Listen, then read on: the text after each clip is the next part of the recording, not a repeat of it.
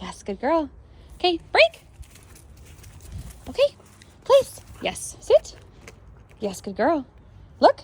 Yes, good job. Good job. Okay, break. Place.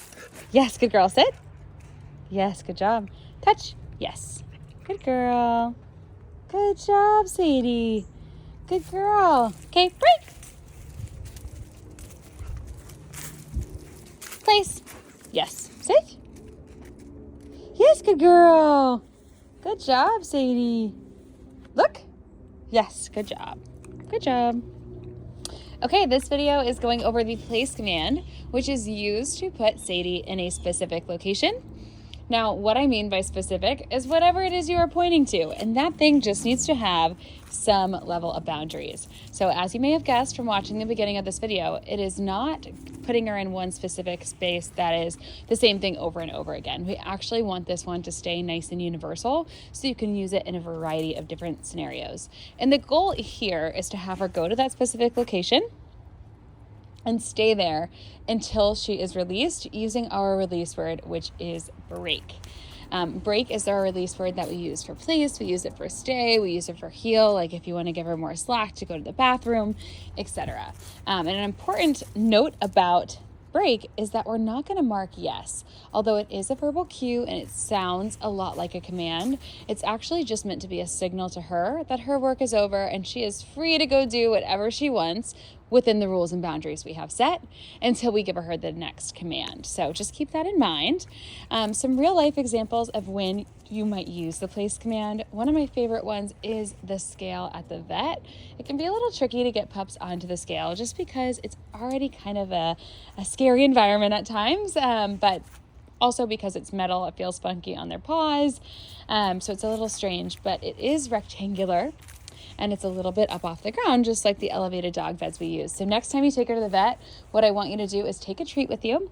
And first, tell the vet tech, say, hey, we just got through training. She knows the place command. But when I'm introducing something brand new, what you're always going to do is guide her on and off of it first so she knows how to get on and off.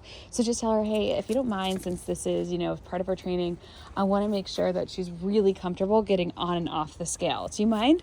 And you'll just guide her on, and then you'll guide her off, and then you'll guide her back on to the scale, and then you'll guide her back off, and then we'll guide her back on just a few times. And once you're really confident that she knows how to get on and off of it, then you can start saying, okay, place. Yes, sit. Yes, good girl. And then she'll sit there and you'll get a nice accurate weight. Now, we always mark yes when all four paws are on the elevated dog bed or whatever it is you're using as place. We'll mark yes when all four paws are there, but I don't typically give a reward, treat, praise, etc. until after they're seated or in a down position. So just keep that in mind. We want them to be nice and comfortable because, again, the goal is that they are going to stay there until we release them. So that will really help you get an accurate weight at the vet since she's used to, okay, always when I do place, I sit and I stay still until release. So I recommend practicing that every time you take her in for a vet visit. And then another example is just using what I call the blanket technique with place. But if you plan to take her out places, Charlotte is so dog friendly. So if you plan to take her to breweries or out to brunch with you, practice at home with a blanket. And what I want you to do first is take that blanket and fold it up and place it over the elevated dog bed. So I would fold it into a rectangle the same size and shape as this gray part of the elevated dog bed. And we would practice place on that. And then once she masters it, I'm going to keep it folded up in the same rectangular shape. I'm going to put it on the ground and I'm going to practice place there. And once she's done a good job with that, I'll start spreading the blanket out and doing it in different shapes and putting it in new spots. And then you're ready to just kind of test with distractions. First, you might want to do it in your front yard when kids are getting out of school and there's more commotion going on, things like that. Just when you know there's going to be more people walking their dogs or kids on their scooters or whatever the case may be. The goal is we want distractions. We're going to practice in the front yard at those times. And then you're ready to go out in public.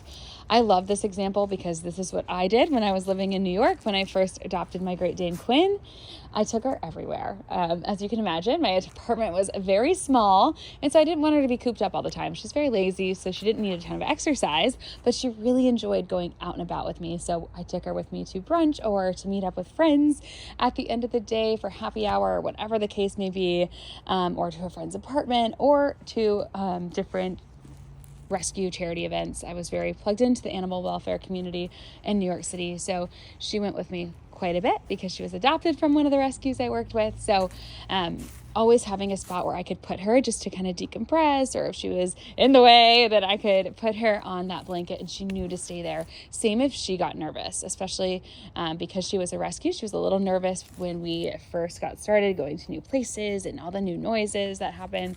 So having that safe space that we had already practiced, she was super familiar with before we went out and about, really just gave her kind of peace of mind and helped her kind of open up and become more confident. So I always recommend doing that, but especially here in Charlotte, because we do have so many awesome places that are open to us taking our pups. So that is Place. Please let me know if you have any questions. She's doing a really, really wonderful job with it. She's done a decent amount of distraction work. In our 2-week program, we don't do a ton of distraction work.